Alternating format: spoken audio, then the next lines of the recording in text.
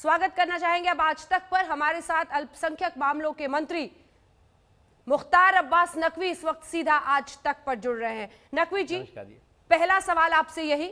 Corona के मद्देनजर हिंदुस्तान की लड़ाई को पूरे विश्व के कंपैरिजन में आप कहां पर देखते हैं? इस मुकाबले में हिंदुस्तान कहां पर खड़ा है और कब तक लगता है थोड़ी राहत की लोग उम्मीद कर पाएंगे? क्या 17 मई के बाद जब लॉकडाउन 3 खत्म होगा कुछ बदलेगा?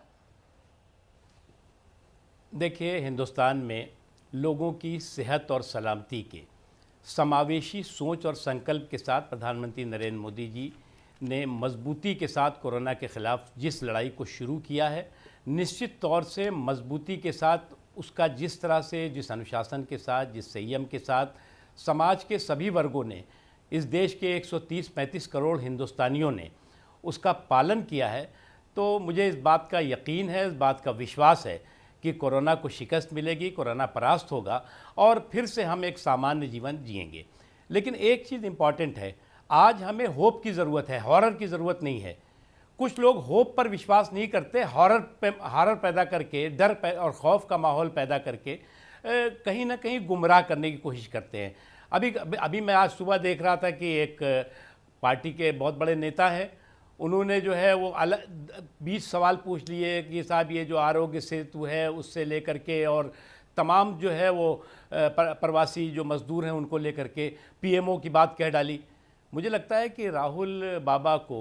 मम्मी जी का पीएमओ याद आ रहा है, मोदी जी का पीएमओ समझ में नहीं आ रहा है। उनकी मम्मी जी के पीएमओ में और मोदी जी के पीएमओ में ज़मीन आसमान का फ़र्क है, इस बात को वो समझ लें। और बिना तर्कों और तथ्यों के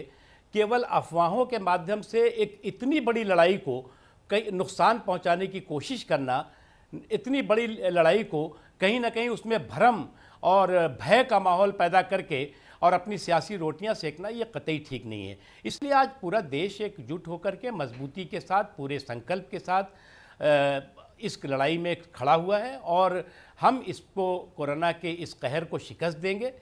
और हमें इसी चीज़ की मजबूती के साथ, ईमानदारी के साथ होप है। और जो लोग हॉरर के माध्यम से इस लड़ाई को कमज़ोर करना चाहते हैं, उनसे यही हमें कहना है कि वो होप के रास्ते पे चले, हॉरर के रास्ते पे ना चले। नकवी जी, अक्सर आपको देखते हैं सामान्य रूप से आप बहुत ही संभल कर बात करते हैं, लेकिन आज तो लगता है पहले ही सवाल में आपने राजनीतिक तलवार खींचकर बाहर निकाल दी,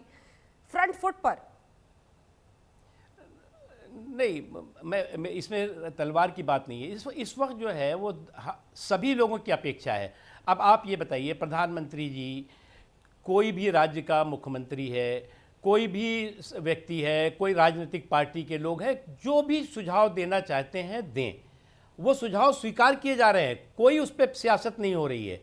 लेकिन अनफॉर्चुनेटली कुछ लोग जो है वो सुझाव पर नहीं बल्कि किस तरह से जो है लोगों को गुमराह करो उस पर यकीन कर रहे हैं। लेकिन इस लड़ाई में वो लोग अगर इस तरह की चीज़ें इस सोच के साथ चल रहे हैं तो वो ठीक नहीं है, एक चीज़। दूसरी चीज़ ये,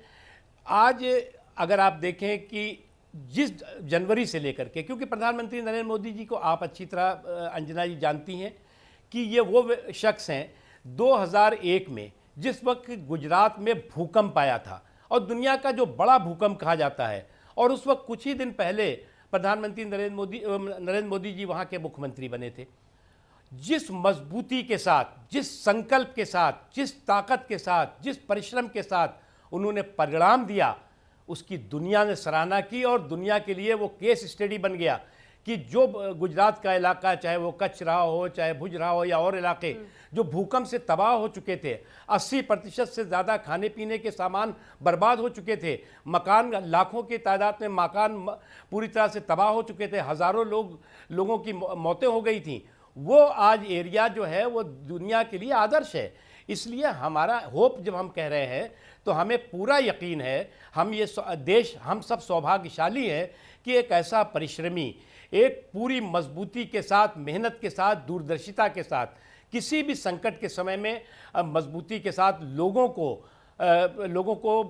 राहत दिलाने के लिए, लोगों की सेहत और सलामती के लिए काम करने के वाले व्यक्ति हैं और वो मोदी जी ने करा है। और अगर आप देखें तो जिस तरह से जब दुनिया जो है कोरोना के बारे में, कोरोना की चुनौतियों के बारे में, गंभीरता के बारे में चर्चा कर रही थी, उससे पहले ही यहाँ पर तैयारियाँ हुई थी और आज उसका नतीजा है अंजना जी कि हम सबको इस बात का